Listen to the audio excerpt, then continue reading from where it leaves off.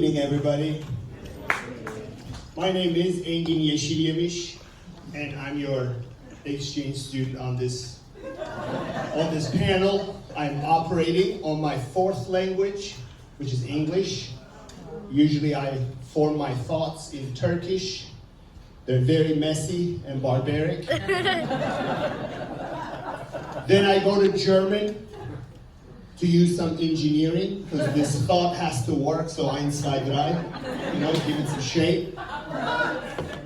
Then I slide into music for some rhythm and harmony, so I'm understandable. And to be the idiot I am in front of you, I speak in English.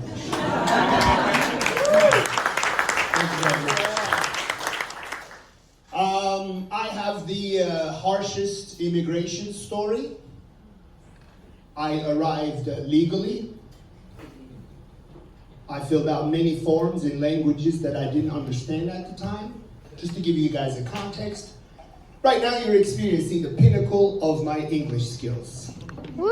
I've been in this country for 20 years, but 19 years ago I sat through couples therapy without understanding half of what was going on. I had to walk in there with a dictionary. I had to look up like sophisticated words, like empathy. Evidently, that's necessary for a relationship.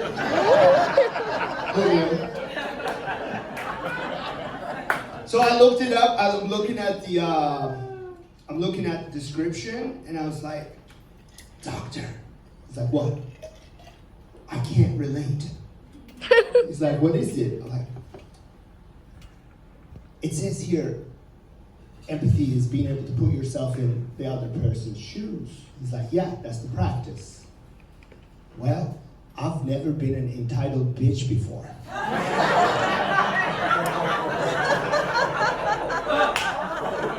I don't know what to do here.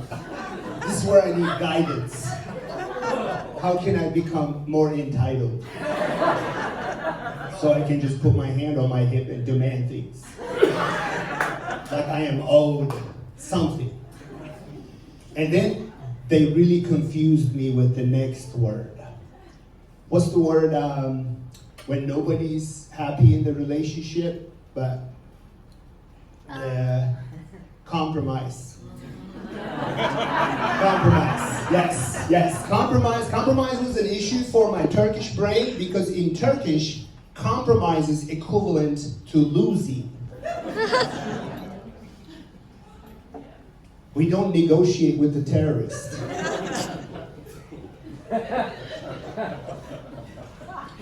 And then I had to look up narcissism. That was a tongue twister at the time. I can say it now properly because I've been saying it for a minute. But when I looked up the definition, I'm like, "Is this what you guys call assholes?" Doctor's like, "Yeah, welcome to America." I'm like, all right. So this language business has been a trip. Like I went to college in this beautiful country, and in the middle of an essay style test, I found out that I did not know how to spell the past tense of the verb to read. There you go, some English scholars here. Over here is construction, I think. It's okay. I get it. So I went to the TA, I said, "Hey Lisa, how do you spell red?" She goes, "Same." I'm like, "What do you mean same?" Oh my God. "When you write read, you read red." I said, "How did you guys learn this language?" She looked at me with that white optimism and said, "Engin, sometimes you just got to believe." So your education shapes your parenting. My daughter is here right now, my 8-year-old beautiful daughter. And so we started to learn how to read. A couple of years ago, we were going through like how to sound out letters and stuff, and we're at the letter C. Sometimes it's a K, sometimes it's a S. If it's paired with an H, It's a sh or a ch. She looked at me, she's like, Dad, what are you talking about? I'm like, baby, this is where God comes in. You just gotta believe. So once I told this story, got off the stage, someone came up to me and said, you know it's context related, right? I'm like, what are you talking about? That read and read, that's context related. I said, excuse me, sir, are you explaining me my story right now? He goes, yeah. I'm like, back the fuck off, white man. I speak this language better than you do. I got so many things going on in my brain. Trying to explain my story to me. Context related. Jeez. Everybody's trying to help me. But like I said, even though, fast forward to today, 20 years later, I'm still learning. I'm fascinated how people use English, your language. The other day, a lady was on the phone next to me, and she described herself as flat-chested as a Japanese schoolboy. What did she say? Can't she say that? Is that Asian hate? What's going on? So I went to a native English speaker friend of mine. I said, hey, I heard this lady describe herself as flat-chested as a Japanese schoolboy. Is that a thing in English? He looked at me and said, that's kosher. That empowered me. Now I can ask questions at this thing. Do Japanese people know that we have a phrase like this? Isn't a schoolboy a schoolboy? Huh? Why are we outsourcing this one?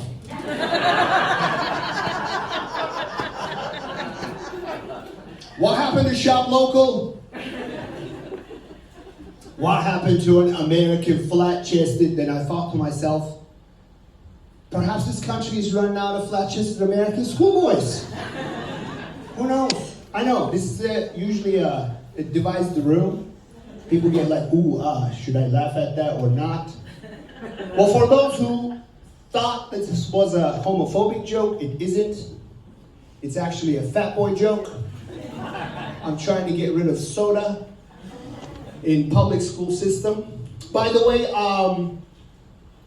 clap your hands if you're a product of the public school system.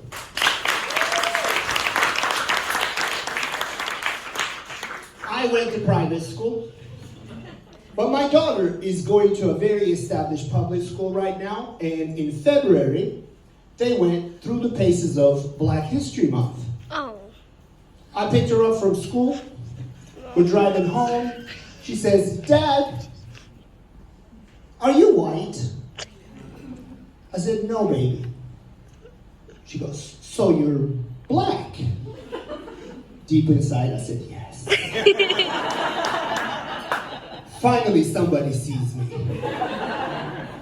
So I'm happy to report that public school system continues to confuse our children. And you just have to do some correction at home. I'll leave you guys with this. As an immigrant, I carry this thing called the immigrant optimism. Immigrant optimism is, it stems from where we came from. It was hard. We came here, everything is hunky-dory for us. Like, let me give you guys a perspective. We all live in a country where we can buy a jacket, wear it for 17 months, and return it for a full refund. That pumps me with confidence. That pumps me with confidence. So the pinnacle of my immigrant optimism came about right at the beginning of the pandemic. First, I found a silver lining. I was like, thank God, we're no longer afraid of Muslims anymore. And then I started thinking about what was going on. They were talking about shutting down the world. I have many businesses. I'm raising a daughter. I have this thing. I have a musical endeavor. I started walking back and forth in my very big backyard. I'm doing great in America. And I was thinking, how am I going to cope? Nothing, no harm can come to my family. I need to keep everything going. My chest started to hurt. I was like, oh, is this it? At the time, I'm like 44 years old. I'm like, is this what's gonna take me out? Is this a widowmaker? Are people gonna find me laying in my backyard just dead? Then I thought to myself, that's where the immigrant optimism kicked in. I thought to myself, if this thing takes me out now, I don't have to paint this house anymore. And I made myself laugh. When I laughed, I farted. And then my chest pain went away. So the moral of the story is stress makes gas. My name is Inanç. Thank you very much.